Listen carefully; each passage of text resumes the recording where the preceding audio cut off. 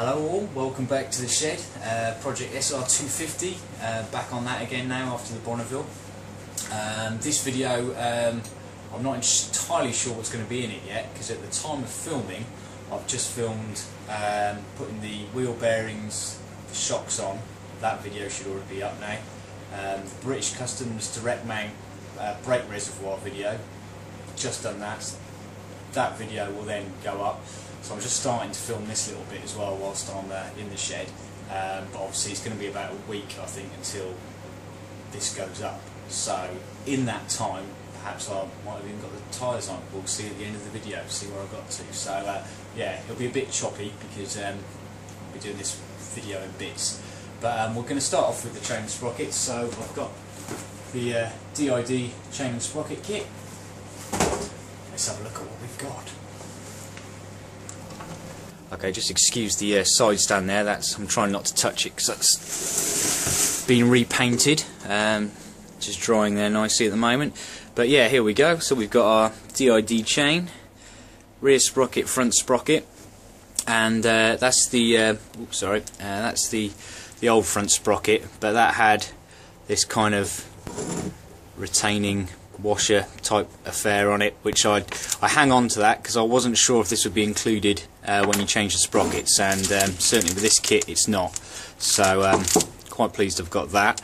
And also for the rear sprocket there's these sort of dog bone affairs which go round, then bolted on, and then they're peened over to hold it in place. So I've hung on to those as well. Right, so I'm going to start off now with I'm going to take the rear wheel back off the bike again, because that's just on there where I've just tested to see if the wheel bearings and everything are okay. So I'll whip that off so I can get to the sprocket carrier, and then we'll just start putting the rear sprocket on. At the moment, as I say, this is I'm a bit all over the place really, because I'm probably not going to finish this whole bit of this video tonight, but I've just got to work out, because at the moment the way the engine is and on the stand, this block of wood is holding it all level, but it's under this cover, and this cover needs to come off so I can put the front sprocket on and the chain on. So I've just got to work out how I'm going to chock it up in different points, keep that position, remove that lump of wood so it's not resting on there. So that might not happen right now, but let's crack on with what we can. Let's get that off and get a sprocket on there.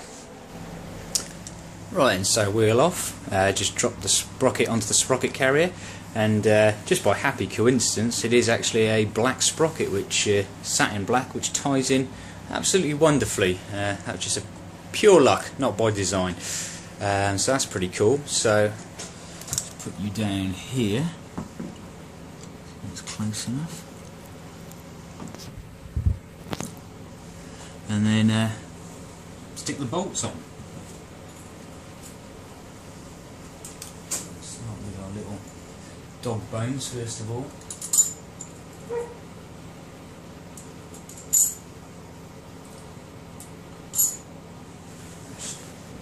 Show you. So they go on like that, and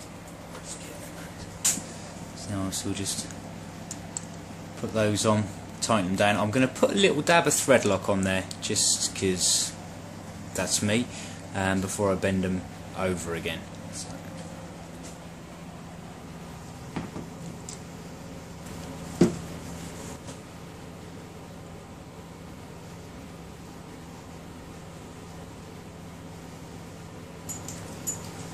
And then when I'm putting like something like a sprocket on, or anything that needs to go down totally flat, always try and tighten opposites in a star pattern so you're not biasing on one side.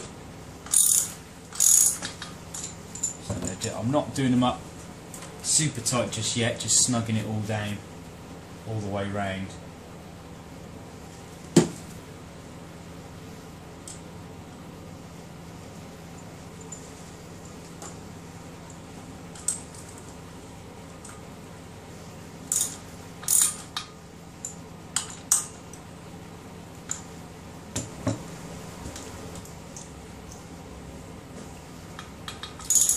So they're all snugged down. Now I'm not entirely sure what the torque setting is. I can't find much info on what the torque setting is for these bolts, so I'm going to do them up as tight as I would or have done by feel with other sprockets, but like I said, I've got a dab of thread lock on there as well, and then we're going to bend these tabs over to stop the bolts moving, so I'm confident it will be nice and secure.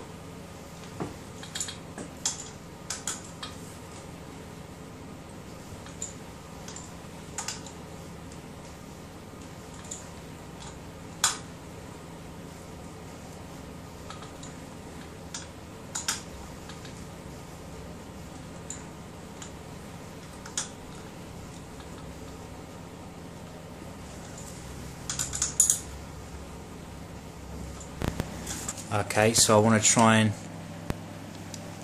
peen these over to lock them down, but I don't want to scratch up the lovely black sprocket. So I've just cut, this is off a milk carton, and that will just slide there, and then that just gives me something to slide against there without scratching the surface. So there we go, nice easy fix, and with any luck I won't scratch up my sprocket.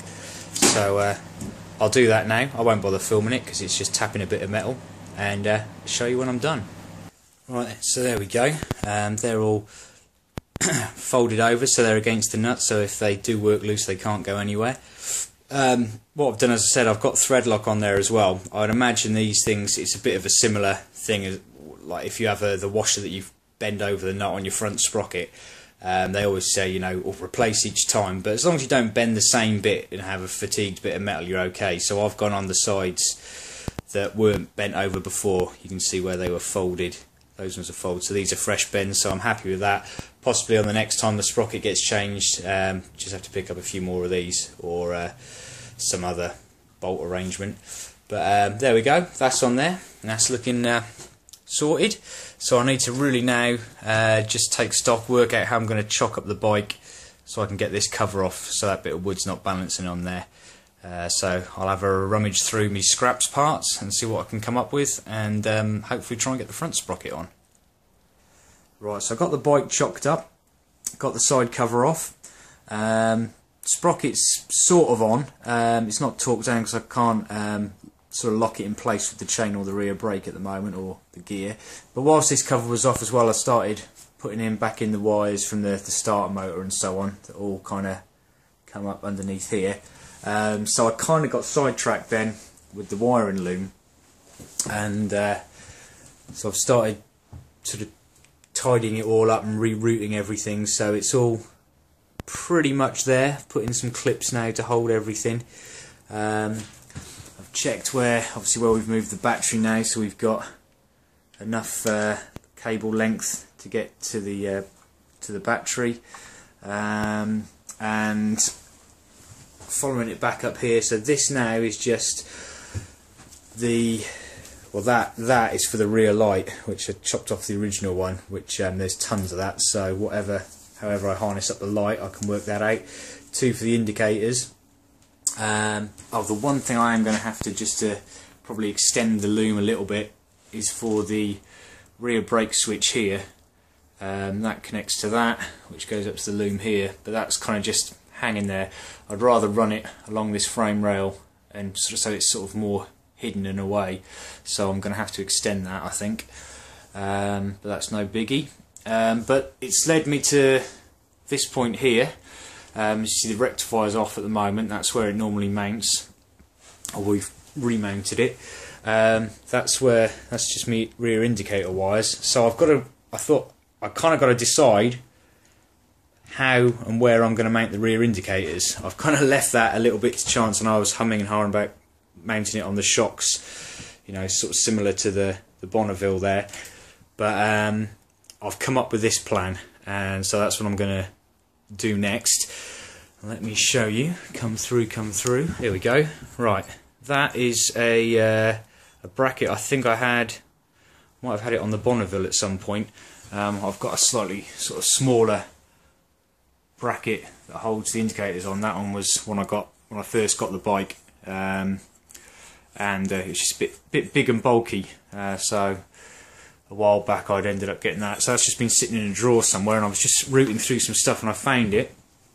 So my plan is to drill some extra holes and have that mounted underneath there with the rectifier on top of it. So I've just got to drill enough holes so the rectifier can go on it, and the seat has got the holes to go through it, so that will be bolted on there.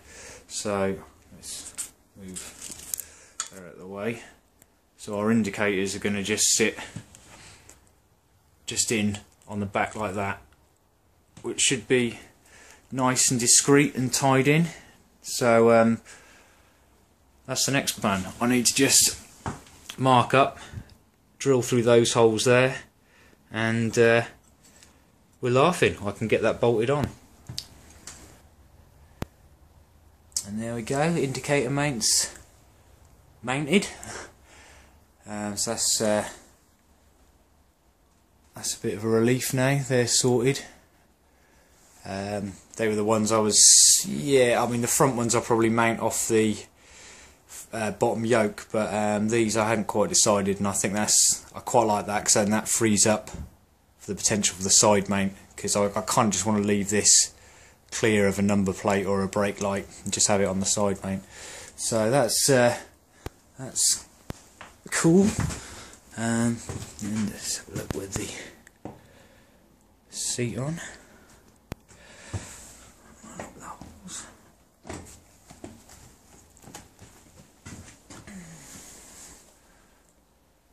Superb. Sorted, happy with that. Yeah, nice and discreet. Fantastic. Right, bit more tidying up on the loom, I think. Little segue. Don't know if this will make it into the video, but another little cool groovy light that I possibly might use for the rear brake, as it's got the number plate light on it as well. But as you can see, I've butchered it in the past, so I just need to replace these wires. I've done these two, just some tiny little bits of soldering. So those wires are on. Where's my black? There we go. Just need to tin that, chop it to size, solder suck that bad boy off and put it on, and then we'll reassemble that light and see if it still works. Right then, so mildly annoying, as you can see, with the light hooked up, we have light, and if I was to just touch the red wire on there as well, we have the braking. But for some reason the number plate illumination lights aren't lighting up, and as I am a complete numpty when it comes to electrics, which is why I really can't wait for that wiring loom, I'm struggling to figure out. Now, I haven't kind of sort of shorted anything out with the soldering as far as I can tell. I mean, it is only resistors and what these I was going to say transistor, you know what I mean anyway, even if I don't. But yeah, not a complex, easy for you to say, not a complicated sort of thing, but obviously too complex for my thick old brain. So I'm not sure. I need to do a little bit of circuit bending here, and like I know what I'm doing. I don't. That's half the trouble. So it could well be that I don't actually use this light, because the whole point of reusing this was because it had the number plate light on there. But there we go. Back to the drawing board on that one, I think. And also, just to quickly show you the extension on the rear brake switch, that was what was on there from stock, but I need a bit of length from the way it's going to be rerouting, so I'm just simply chopping that connection off, soldering a longer wire with a different connector on. So here's what I've done earlier. So there's that one, so it's been soldered and heat shrinked, and then I've put one of these connectors on purely because I've got them, really. These are, I think they're Molex connectors. These little bad boys here, male and female versions. As you see, I've got a friend of mine gave me 2 big bags of male and female and the connectors. So I've got them. They're a bit more robust than the shitty little red ones you get. So that's what's going on. So yeah, I'll keep it up. Right, okay, so the wires for the rear brake switch have been extended and installed, so when the time comes they can run neatly up that side of the frame and then be put away under the seat. So sorted, quite happy with that. Rock and roll. Okay then, I had hoped by the time this video goes up to have had the tyres on, wheels back on. I would have thrown the tank and the seat on for you to have a little look, and we could have had a nice little look to see how this bike is actually sitting, because I've got no idea how it's going to actually look down on the ground again, so I'm kind of really excited about that. But time and stuff have conspired against me. I've only dropped the wheels off today. It's literally the only time I could get the little window of opportunity to get the car to the bike shop before with their opening hours. So they've been dropped off today, which is Wednesday. It's probably going to be a day for them to get the tyres in.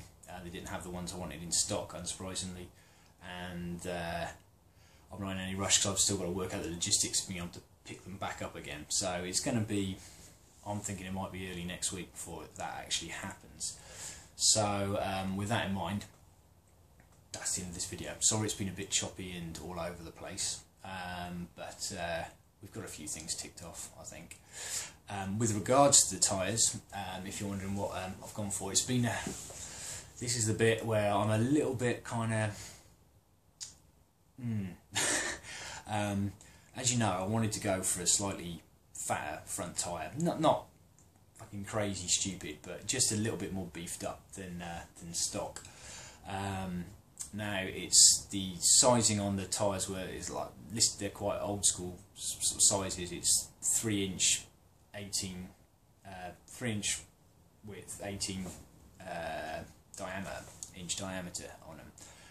So I was thinking perhaps I could go up to a 3 3/4, 3.5, 3 3/4, so not massively huge. There's, you know, before the mudguard mounting points, there's like just over 4 inches, so I've got some space there. But talking to the guys in the bike shop, guys and girls in there, and just getting some feedback and opinions, he said he wouldn't be comfortable putting anything bigger than a 3 1/4 on that particular rim, looking at it, because it's quite a narrow rim. He said anything bigger, he feels it's going to mushroom the profile of the tyre, handling's going to be compromised, you know, it's not going to be brilliant. So I've bowed to his better judgment, because he's got many more years and loads of experience with tyres. I'm sure it'll always be a bit of a conflicted issue, what you can and can't get away with, but in this instance I've decided to go with his advice, and we were going to go up as far as a 3 1/4. Unfortunately I couldn't get the sizes I wanted, or a matching pair. It was a real struggle to actually, and a very limiting amount of options to what I could get for a 120/90/16 rear, and the 3-inch 18 diameter front, and the only option I had was to get some Metzlers, which are exactly the same as stock. They're quite a they're kind of slightly classic-y, retro-y pattern, I think, but they are the stock sizes, and that was literally my only options. So I'm sure now I've said this, someone's going to suggest something that I could have gone for, could have got, but you know, that's it. I've decided to go for those. So Metzler ME77s or 77s, whatever you want to call them. That's what's going on. I'm a little bit nervous about it because it feels like a compromise, or it's something standards going back, and I kind of wanted something a bit different. I didn't go for knobblies in the end because just my final gut instinct was everyone's done the Conti knobbly looks. You know, they're you know, great, but not for this. So we'll see. I'm a little bit kind of about that. Hopefully that it'll just look cool, and I'm just being a bit, you know, over the top about it all, and it won't actually matter as much as I'm worried it will. But I've jibber-jabbed enough there, enough waffling. We'll see what happens next time. Next video we'll have a little bit of a look at the bike with the wheels on, the tyres on. I'll get the chain on it as well. Probably throw the seat and the tank on and get it off the stand, and we can have a look at how the bike actually looks, you know, sitting on the ground. But cool, that's it. Thanks for watching. Take care, ride safe, and I shall see you on the next one.